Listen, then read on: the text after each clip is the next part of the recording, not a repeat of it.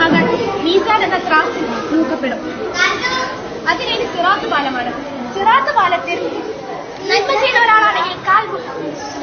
ഒരാളാണെങ്കിൽ മിന്നൽ വേഗത്തിലും കാൽമുൾ തുറക്കുന്നതെല്ലാം സ്വർഗത്തിൽ കിടക്കും. എന്നാൽ തിന്മ ചെയ്ത ഒരാളാണെങ്കിലോ കാൽ മുട്ടുകൾ കൊണ്ട് ഇഴഞ്ഞ് സ്വർഗത്തിൽ പ്രവേശിക്കാൻ നോക്കിയാലും തെറ്റി നരകത്തിൽ പോകും. അല്ലാഹു നമ്മെ എല്ലാവരെയും സ്വർഗത്തിൽ പ്രവേശിക്കുമാറാകട്ടെ.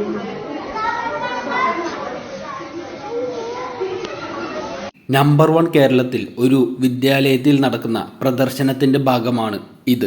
എവിടെയാണ് പൊതു സ്വകാര്യ വിദ്യാലയങ്ങളിൽ സ്വർഗവും നരകവും ഹൂറികളും നൂൽപ്പാലവുമൊക്കെ പഠിപ്പിക്കുന്നത്?